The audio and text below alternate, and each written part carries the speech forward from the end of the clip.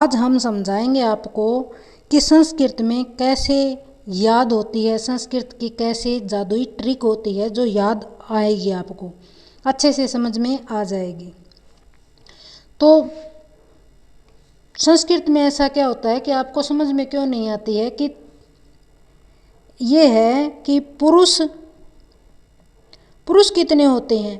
तो प्रथम पुरुष, मध्यम पुरुष और उत्तम पुरुष, तो ये तीन पुरुष होते हैं, तीन होते हैं। फिर क्या होते हैं विभक्ति क्या होती है, विभक्ति तीन होती है। और वचन क्या होते हैं कि एक वचन, द्विवचन और बहुवचन, तीन वचन होते हैं। प्रथम पुरुष, मध्यम पुरुष, उत्तम पुरुष, एक वचन, द्विवचन और बहुवचन, तीन तीन की लाइनें होती हैं, तीन तीन की लाइनें होती हैं। तो कुल मिलाकर के कितने हो जाते हैं, तीन ये हैं, तीन ये हैं, छः, और तीन तीन की लाइनें हो जाती हैं। जब तीन और तीन छः, तीन तीन नौ, तीन तीनों की नौ लाइनें हो जाती हैं। 9 खिलाड़ी होते हैं ये। इनको याद हो जाएगा तो ये सभी याद हो जाएंगे।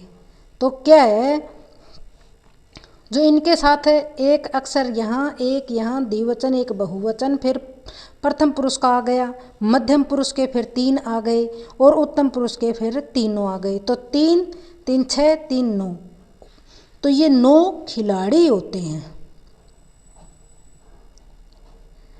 इनको याद करना बहुत ज़रूरी है। तो ये क्या है, खिलाड़ियों में क्या होते हैं कि ती तह अंति,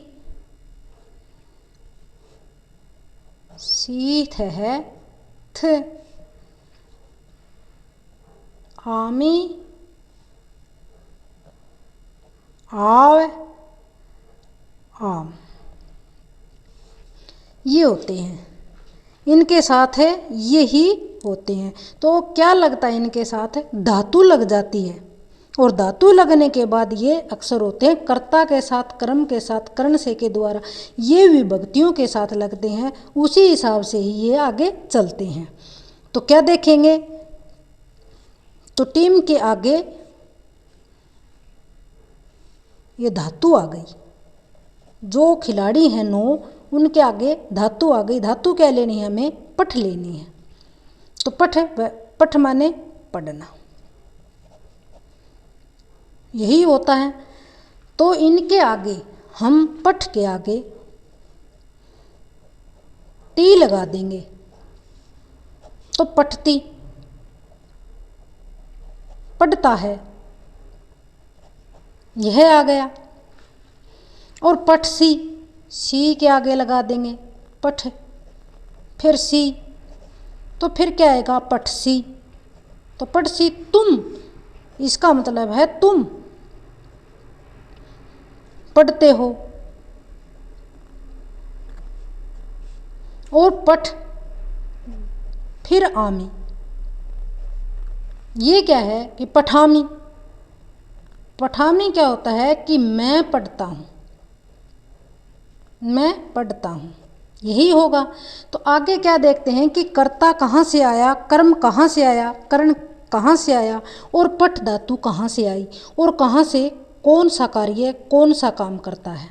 आगे देखो, तो वाक्य में जो काम करता है, जो भी काम करता है, जो वाक्य में काम करता है, जो वाक्य में काम करता है, उसे हम कर्ता कहते हैं, उसे हम कर्ता कहते हैं। तो कर्ता को हमेशा प्रथमा विभक्ति में होती है। तो प्रथमा विभक्ति क्या होती है, विभक्ति क्या होती है कि कर्ता होता है, कर्ता काम करने वाला इंसान होता है। प्रथमा विभक्ति में यही होता है। तो धातु रूप में 9 स्वर नाम होते हैं जो उंगली के इशारे से बताते हैं। तो याद करेंगे हम उंगली के इशारों से ही हम याद करेंगे। तो प्रथम विभक्ति क्या है, यानी कि प्रथम पुरुष क्या है? तो प्रथम पुरुष होता है, प्रथम पुरुष है दूर का इशारा करने वाला, कि वह। प्रथम पुरुष होता है कि दूर का इशारा करने वाला, दूर का इशारा करने वाला होता है। दूर का, दूर, हम दूर जैसे कि अंगुली करके हम देखते हैं कि दूर वह, तो वह, यह वह है।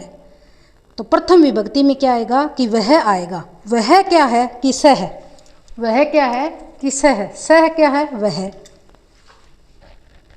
सह, तो सह क्या है वह।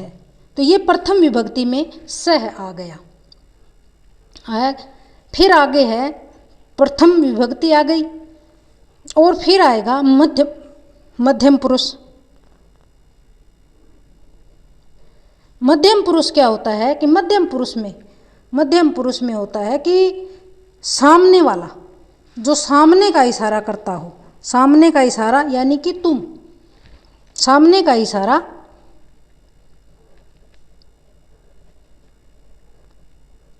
यानी कि तुम क्या हो कि तवम,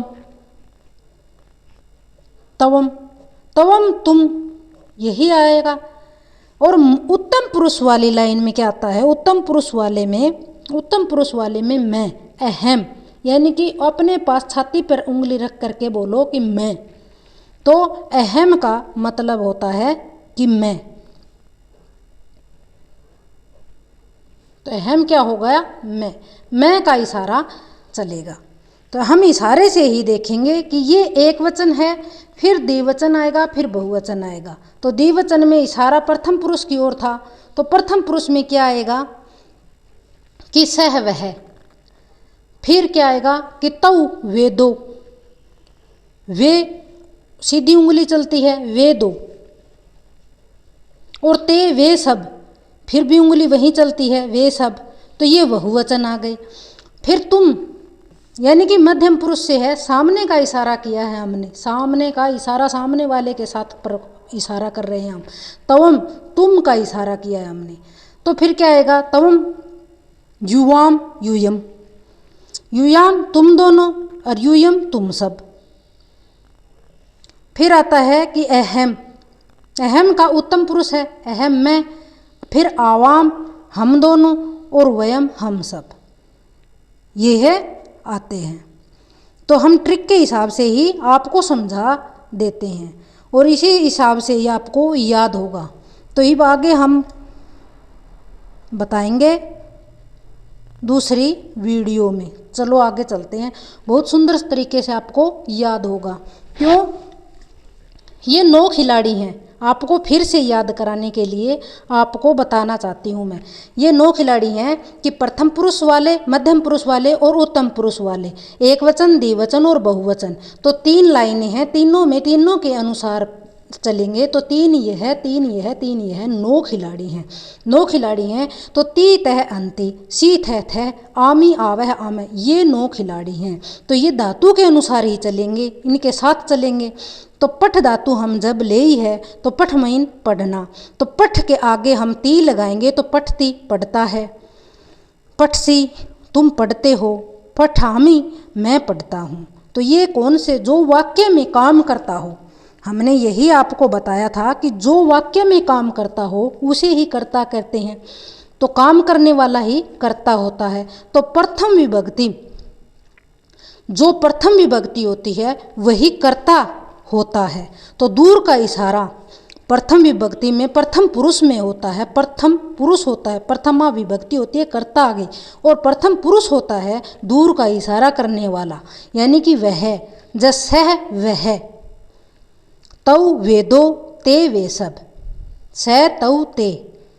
फिर आता है मध्यम पुरुष, सामने का इशारा, जो सामने का हम इशारा करते हैं वह, त्वम तुम, तवम यूयाम यूयम। और उत्तम पुरुष का इशारा क्या है कि अहम मैं, छाती पर, अपने छाती पर हाथ रखो मैं। तो मैं का इशारा क्या होता है? अहम, अहम आवाम वयम, मैं, हम दोनों, हम सब, यही आएगा। आगे हम आपको दूसरी वीडियो में समझाएंगे। चलो चलते हैं।